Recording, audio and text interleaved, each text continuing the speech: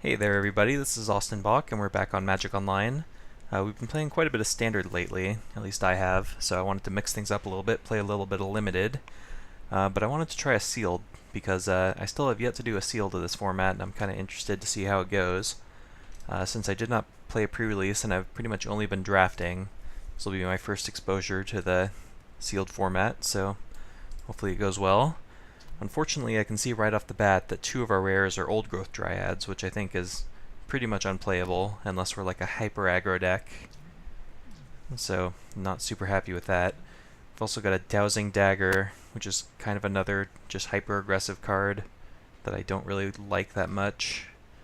But, I don't know. I guess if we want to make use of our rares, we might have to go in that direction. We'll keep that in mind. I like Sanctum Seeker a lot. That's a good rare if we end up black. Spell Swindle is probably going to be pretty good and sealed if the format's going to slow down a little bit. That's a nice little top-end card. Verdant Sun's Avatar, pretty solid top-end card as well, but I don't think it's like a premium rare. It's just a card we'll probably play if we're in green. So yeah, my rares aren't looking like they're pulling me in any specific direction, so let's just go ahead and see what our colors look like. Looking at white, got a Dinosaur card, Combat Trick, Removal Spell, two removal spells, and then just some medium creatures. Nothing super exciting. In blue, card draw spell, bounce spell, some cheap creatures, some more cheap creatures. These are semi-playable. Alright, blue doesn't look awful. Gust Dispersal, I guess, is also playable. In black, don't know if Duress is good in the sealed format, but it usually is. This card's playable, I guess. Same with this. This is this card. The card's not great. Chupacabra's a build-around, probably won't be that great. Ooh, triple Contract Killing, that's interesting. And a Deathless Ancient. And it's also worth noting we've got the Deadeye Plunderers. If we end up blue-black, that'll be a bit of a draw. In red, we have... It looks like I can already sort of eliminate red from contention. Unfriendly Fire is good, Suncrown Hunters is pretty good, but I don't like any of the rest of these cards. So let's move to green. Green with Dinosaurs could be playable. And we have a decent amount of aggressive creatures at least. A couple Pounces, that's good. Combat Trick, Fixing, 3-drops. I like this card more than most people do. I've played it a couple times in draft, and it usually gets what you want to. I like the Whiptail, Jade Guardian's fine, and some big stuff that we could play. Artifacts, Sleek Schooner's playable, I guess. Chalices I don't like. Fire Cannon maybe, probably not. Sentinel Totem no. And then maybe the Dowsing Dagger. Okay, not really sure what direction I want to go.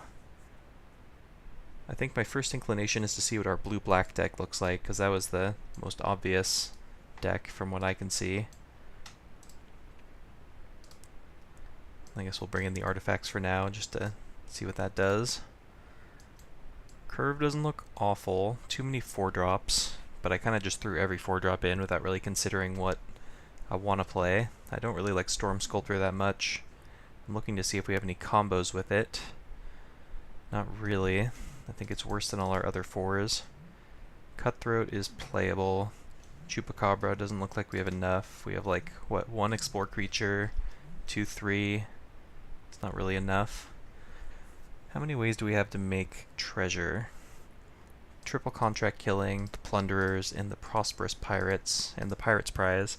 So I could look to splash with this build, if there was anything that I decided I wanted to splash. I'm looking at like Pious Interdiction is a good candidate, Legion's Judgment, in some matchups perhaps. In red, possibly Unfriendly Fire, but Unfriendly Fire kind of infringes on Contract Killing's space there a little bit, so I don't know if that's really what I want to be splashing for. But Pious Interdiction and Legion's Judgment are usually pretty good and sealed, so I could consider splashing those. Probably don't need to. It looks like my removal's looking pretty good already. What do we have? Triple Contract Killing. Run Aground, I guess, is removal. think that's about it, but still pretty good. But this, as far as our actual strategy goes, you know, we've got a couple big flyers. How many ways do we have to return this Deathless Ancient? Don't know how many vampires we have. This is a vampire, vampire, vampire. These are all pirates. That's a merfolk. Pirate, pirate. Not many, but still just a decent sized flyer is going to be pretty good. I'm just worried that we're going to have enough win conditions in this deck, in this version of the deck. Also wondering if maybe the blue isn't where we want to be. What is blue giving me exactly? It's giving me the Plunderers, the Spell Swindle, and the Air Elemental. Everything else I can kind of do without. So I'm wondering, let's pull this all out, sort by color again. Let's try black-white next. We get these, we get all of these, minus the Kinjali's Collar, of course. So this gives us presumably more of a vampire sub-theme. Yeah, we definitely have more vampires, which works for the Sanctum Seeker, and also for the Deathless Ancient. So that's one benefit. Glorifier of Dusk, I think, is generally going to be worse than Air Elemental, but it's close enough. Plus we get one more big flyer in Shining Aerosaur. As far as the lower curve, we get better removal, slightly worse creatures, but not by that much, and better synergy. And I could still consider splashing with this version of the deck. Maybe I could play this Deadeye Plunderers, basically off of the contract killings and like an Unknown Shores possibly. It's not the worst idea in the world. I'm looking to see if there's maybe another treasure maker that I'm missing in our colors, but I don't see one. Okay, so this is another option. Let's do this. Let's save this as black-white, and then let's open up a new deck within the build. We'll call it just green for now.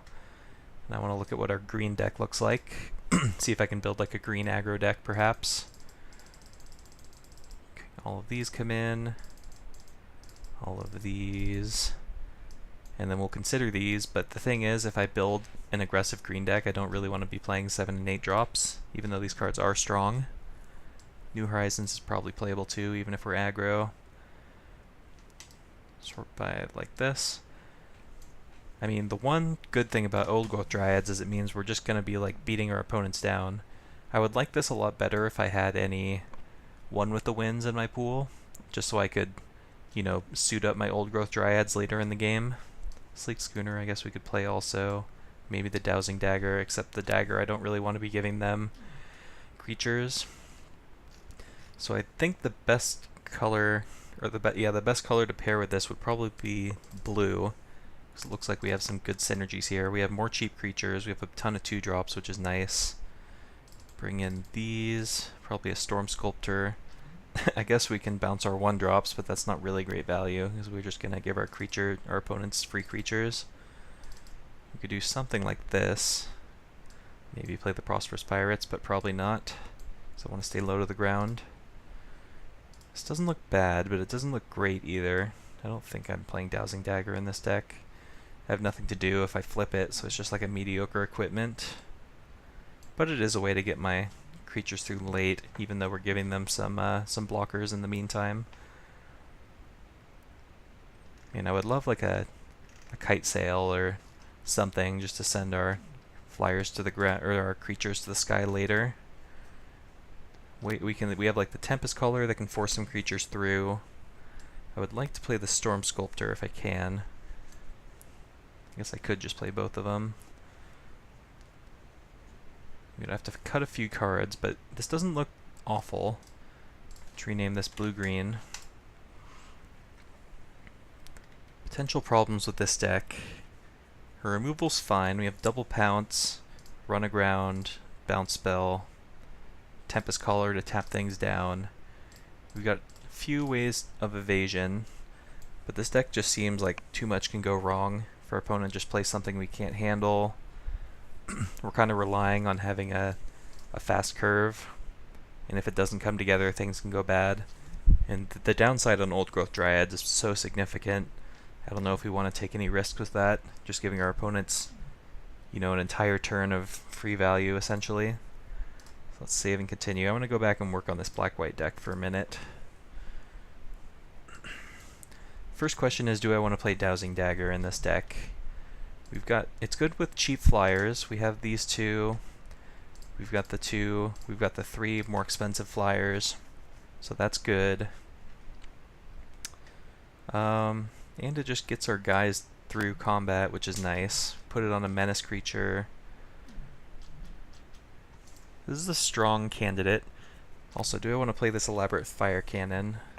Probably not, come to think of it. Our removal actually already looks pretty good. I don't think I need to put a high variance card in my deck. So this would be the deck, and we would be splashing the Deadeye Plunderers, which I think would be worth it. Don't need to do too much to make it work. If I played like just the Unknown Shores and maybe one island, that would be like 5 sources if you count the contract killings.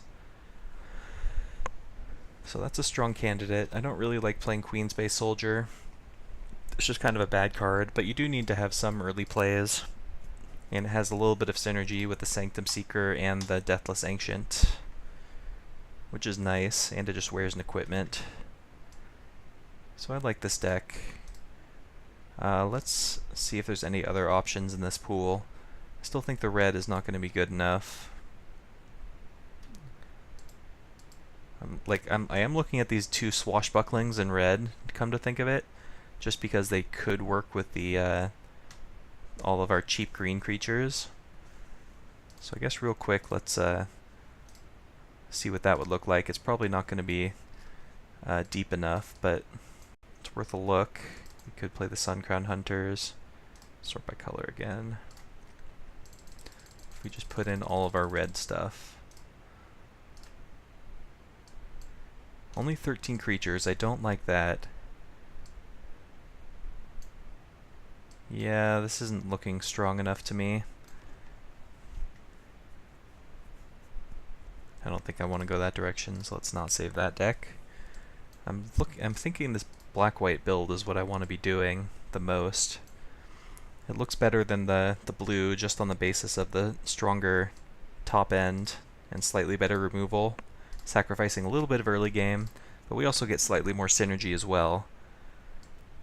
I'm likely going to save both of these decks, the blue-white, or the black-white and the blue-green deck, and I'll probably try both of them just to satiate my curiosity. So let's go ahead and build both, and then we'll perhaps play both as we go along. 15 creatures is pretty good. I don't want to go down too low on creatures. So what spells do I not want? This is a creature as well. This deck looks like it can probably play just 16 land. We also have the New Horizons, which is giving us mana. How about the Spell Swindle? Do I want to play it? I don't have much use for the treasure, so I don't think we need it. And what else? I like the Emergent Growth. It's a way to kind of just win the game with the flyer, and it's like pseudo removal in some games. I like all of these. I guess I can cut the Pirate's Prize. That's not really what I'm looking to be doing in this deck either. Okay, and then with this deck, probably want like 9/7. That's what they suggest. So, alright, so that's that deck done. Then for the black-white deck, I think this is the build also. I think I'm playing this Dowsing Dagger just to make our flyers a little better in the late game. I would love to have something like whatever that card is that returns creatures from your graveyard to hand, just because this deck is probably going to be pretty grindy, and our threats are going to be dying, which is another upside to the Dowsing Dagger, just because we're going to be losing our attackers pretty often, and that's the way to make all of your creatures into threats late. So, let's see if I missed anything. Go back by color. Don't want Spreading Rot. Don't have enough for that. Don't want that. Don't want any of these white creatures or these artifacts. So yeah, this looks like the build also. So Unknown Shores and 1 island. Can we get away with that? And if we go like 8 swamp, 7 plains, it's probably good enough to get everything else going. Don't have any hard white requirements until the Glorifier of Dust. As long as we can get a contract killing out on turn 5, then our mana pretty much takes care of itself. So that looks good to me. Okay, and I think I'm going to start with the black-white deck, and then possibly side into the blue-green deck in certain scenarios, like if we're on the play and the matchup looks favorable to where we think we can get people with it, then maybe I'll give it a shot. But we're going to stick with the black-white for now. But this looks like what I'm going to go with, and we will be back for round number 1.